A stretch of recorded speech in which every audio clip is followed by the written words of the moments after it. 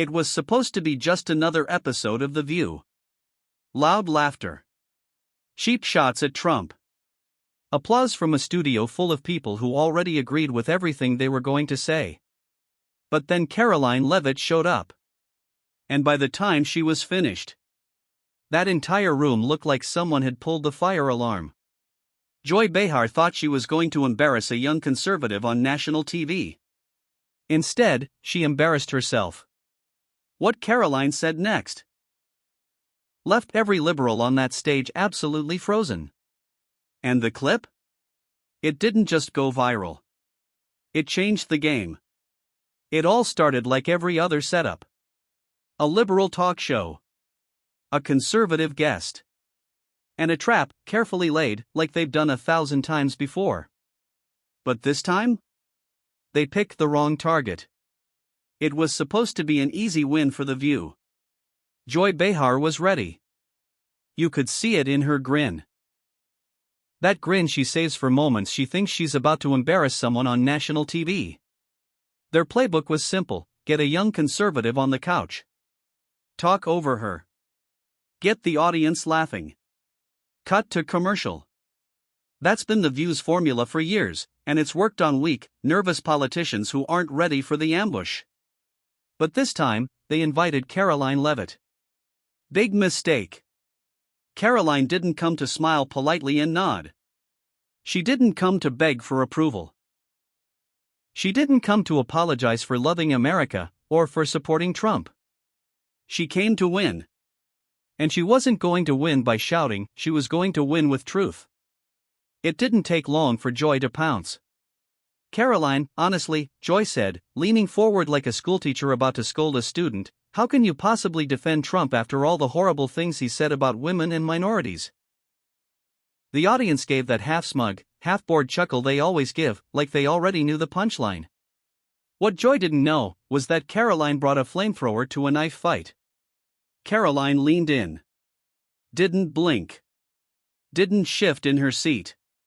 She didn't give Joy the satisfaction of nervous laughter or polite deflection.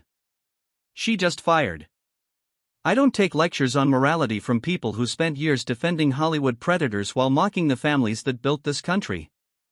Boom. For a second, the whole studio just froze. Even Whoopi Goldberg tilted her head, like she wasn't sure she heard that right. Wait. Did someone just talk back to Joy Behar? Live? It wasn't supposed to go like this. Joy's eyes narrowed, her smile flickering for the first time all morning. Excuse me, she started, but Karoline didn't even let her finish. You don't get to sit here on your high horse pretending you care about Americans, Karoline continued, when the only thing you care about is whether you're going viral on Twitter. Fire, and that's when it happened.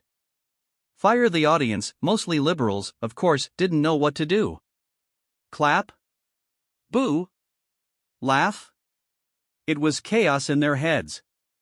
But then, a few claps. Then more. And suddenly, the tide shifted. Karoline wasn't just defending Trump. She was defending all the Americans who've been talked down to by these TV elites for years. She was defending the people in diners in Ohio, farmers in Iowa, truckers crossing America's highways, wondering why their voices don't matter to these millionaire TV hosts. Joy tried again, desperate now. That's not what we're talking about here, she snapped. We're talking about Trump's behavior. Oh, you want to talk about behavior? Karoline shot back, let's talk about yours. Let's talk about how this show spent years excusing Hollywood's worst predators because they donated to the right causes. Let's talk about how you mock working-class Americans while pretending you're fighting for women's rights. Silence. Cold. Sharp. Real. You could hear the crew in the background fumbling with their equipment. Producers waving from behind the cameras. People backstage frantically signaling for commercial. But it was too late. The damage was done. That clip. Karoline calmly shutting down Joy Behar with surgical precision was already halfway across the internet before the next segment started. And the people sharing it? They weren't doing it for Karoline. They were doing it for themselves. Finally, someone stood up to the bullies. And what about Joy? She sat there, shifting uncomfortably, realizing she wasn't in control of the room anymore. For the first time in a long time, the View wasn't laughing. And Karoline? She just smiled. Calm. Collected.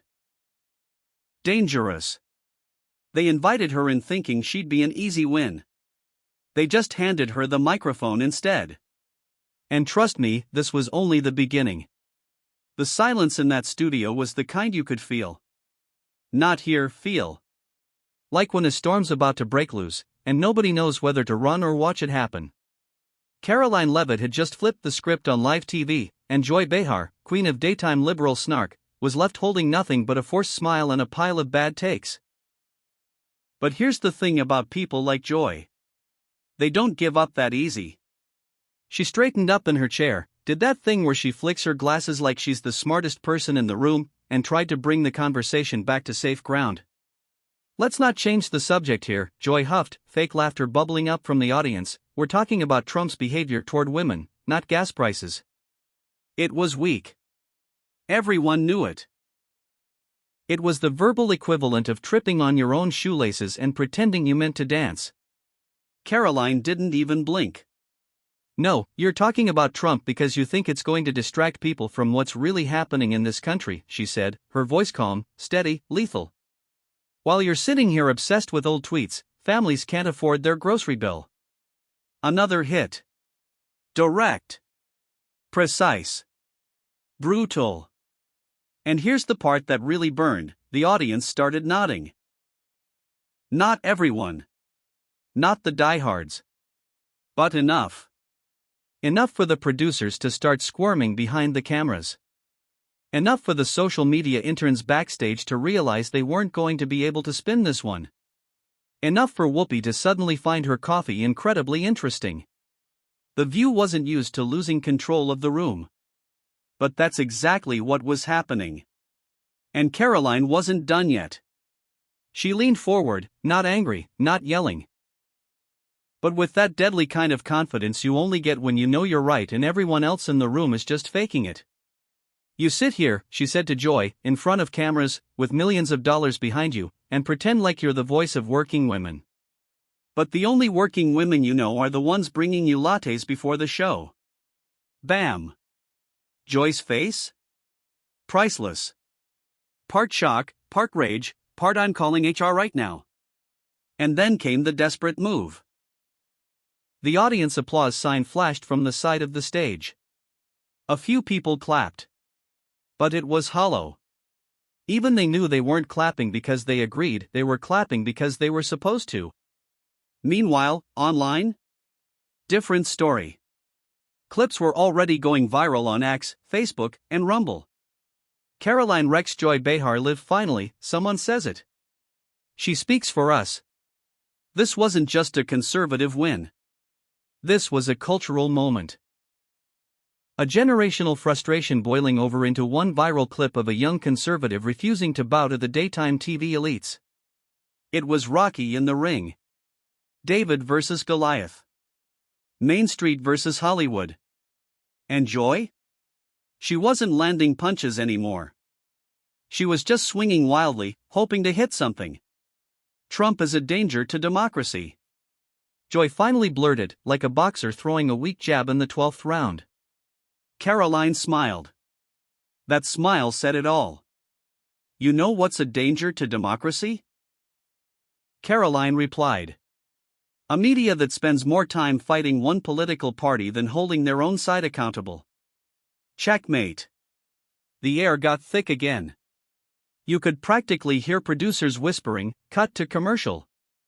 Cut to commercial. Cut to commercial." But the damage was done. By the time they finally got that commercial break, the narrative was already out of their hands. Karoline Leavitt, the conservative woman they thought they could humiliate on national TV, had just handed Joy Behar one of the worst on-air beatdowns she's ever taken. And America watched it happen, in real time. But here's the thing about moments like this, they don't just go viral. They start something bigger. And Karoline? She was just getting started.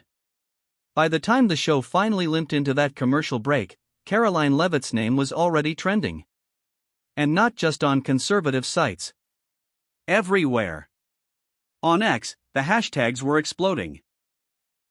Hashtag Karoline destroys the view, hashtag Behar embarrassed, hashtag we the people. Conservatives were eating it up. Finally, someone didn't flinch under the lights. But even moderates, independents, people who normally don't share political clips, were hitting that retweet button.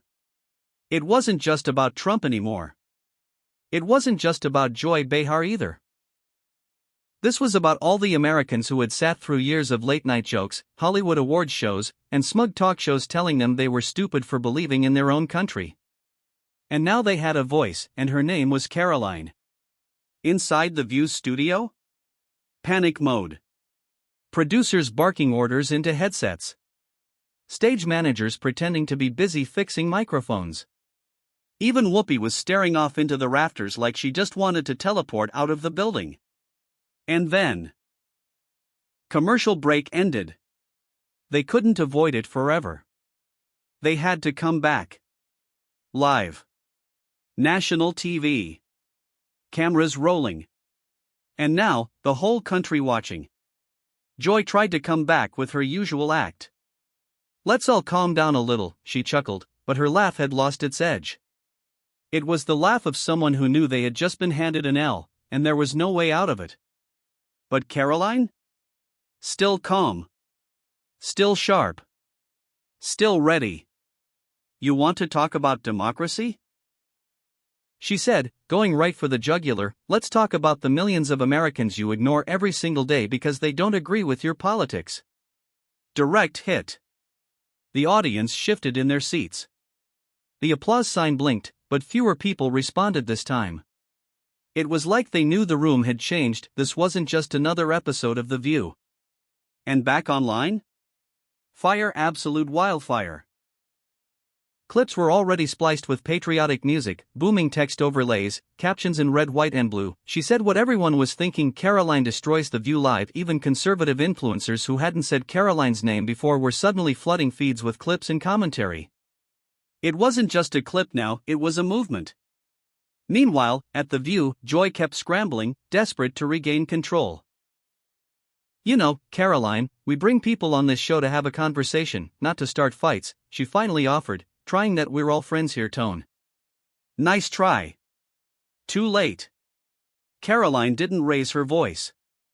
She didn't have to. If you wanted a conversation, you wouldn't spend every episode mocking half the country, she replied with that small, dangerous smile. This isn't new, Joy. This is what you do. Checkmate, again. Whoopi tried to pivot to a new topic, anything to stop the bleeding. But it was over. The narrative belonged to Karoline now.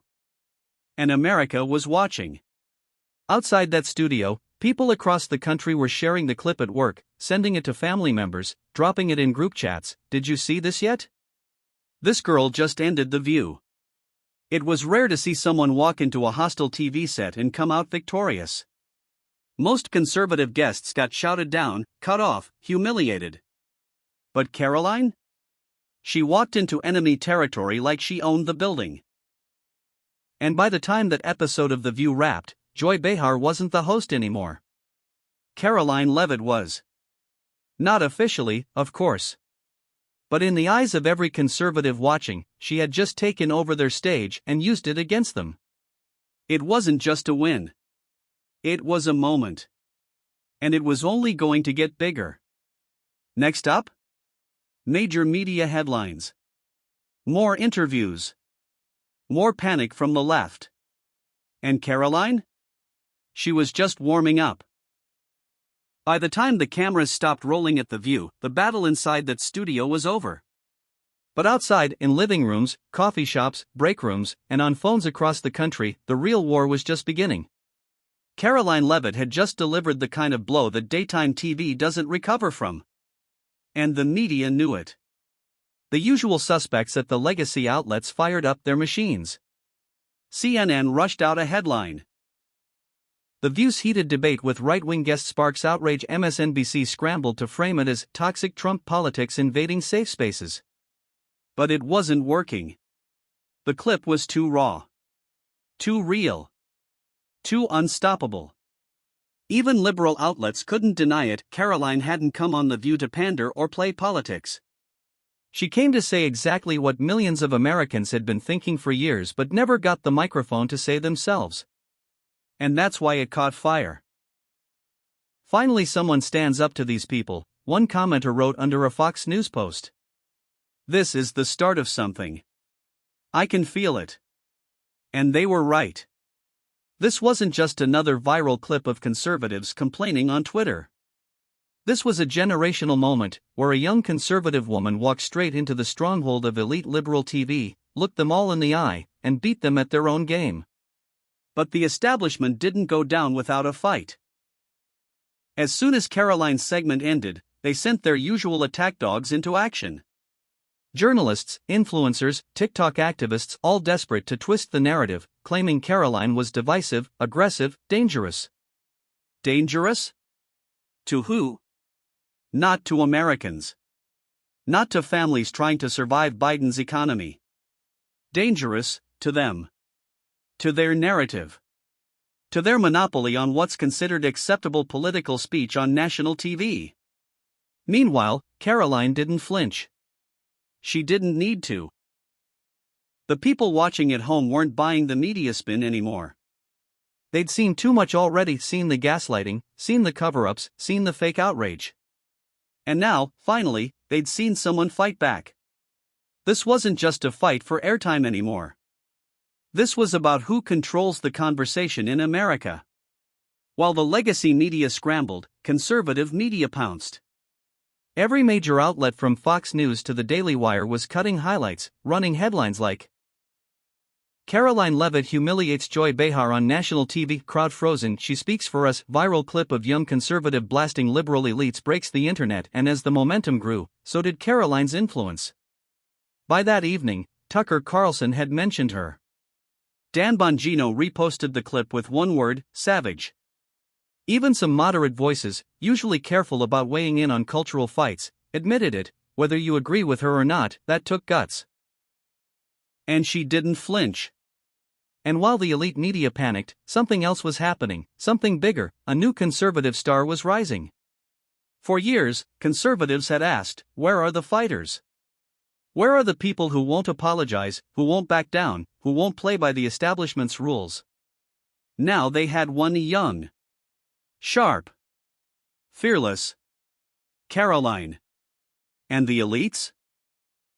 They had Joy Behar, adjusting her glasses, fumbling through talking points, hoping the audience claps loud enough to drown out the embarrassment. But it was too late. The clips weren't just viral. They were becoming cultural markers, like screenshots from moments that define entire movements. Red-blooded Americans were sharing them at family barbecues, church groups, on group texts with captions like, finally, one of us in their house, giving it right back to them. This wasn't just TV. This was history. And for Joy? Her face, frozen mid-sentence, with that forced smile slipping just slightly, was going to be the thumbnail on thousands of videos for weeks to come. And Karoline? She wasn't done yet. One appearance. One room. One microphone. And suddenly, she was speaking for millions. By the next morning, Karoline Leavitt wasn't just a name on a guest list anymore, she was a symbol. What started as one conservative woman sitting on a couch in enemy territory had turned into a national movement. It was the kind of moment that doesn't just make headlines, it changes careers. It shifts power. It shakes the walls of media empires. And no matter how hard the liberal networks tried to bury it, it was already too late. Because that clip had already done something even bigger, it woke people up. People who had been sitting on the sidelines, tired of the fights, tired of the lectures, tired of being called racist or bigots or stupid just because they dared to believe in America, were suddenly watching this young woman say everything they had been screaming at their TV screens for years. This wasn't just a victory for Karoline, it was a victory for Main Street America. Farmers in Indiana. Truckers in Oklahoma. veterans in Texas, grandmothers in Florida. Finally, someone in their house, saying their words. And here's the thing the elites didn't get: this wasn't about one argument. This wasn't just owning the libs. This was reclaiming the microphone that had been ripped out of Middle America's hands a long time ago. While Joy Behar spent the next day pretending nothing had happened, smiling awkwardly through scripted jokes on The View, America was moving on without her. "We don't need The View," one commenter wrote on Facebook, "we've got real voices now." And the real voices were louder than ever before. Even people who don't usually get political were leaning in now. Church pastors shared the clip in sermons. Small-town radio stations ran Karoline's quotes all morning long. Family chats lit up with, "Did you see what she said?" The liberal media tried their usual tactics: label her extreme, controversial, divisive. But guess what? Nobody cared anymore. The spell had broken. The walls around elite media were starting to crack, and Karoline hadn't done it with screaming or insults. She did it with calm, brutal, unapologetic truth. "You don't get to insult half the country and then act shocked when someone finally talks back," she had said on that stage. And now that clip was being played in every corner of conservative America like an anthem. Patriots stood up. The silent majority wasn't silent anymore. And Karoline? Where was she? Not apologizing. Not walking it back. She was already booking her next appearance. Already writing her next speech. Already gearing up for the next fight. Because here's the truth: this wasn't just about one argument on TV. This was about standing up to the people who think they own the conversation in this country. And now, they knew they didn't. The power didn't sit in New York studios anymore. It sat in living rooms and pickup trucks and farmhouses and church basements. And for the first time in a long time, America felt heard. Joy Behar? Her voice sounded smaller by the minute. She wasn't just embarrassed, she was irrelevant. And Karoline? She was just getting started. One appearance. One table. One microphone. And she changed the whole game. If you're tired of the elites mocking your values, mocking your faith, and mocking your country, this is your time. Hit that subscribe button. Share this video. Let's make sure they never silence us again. Because this isn't just politics anymore, it's personal.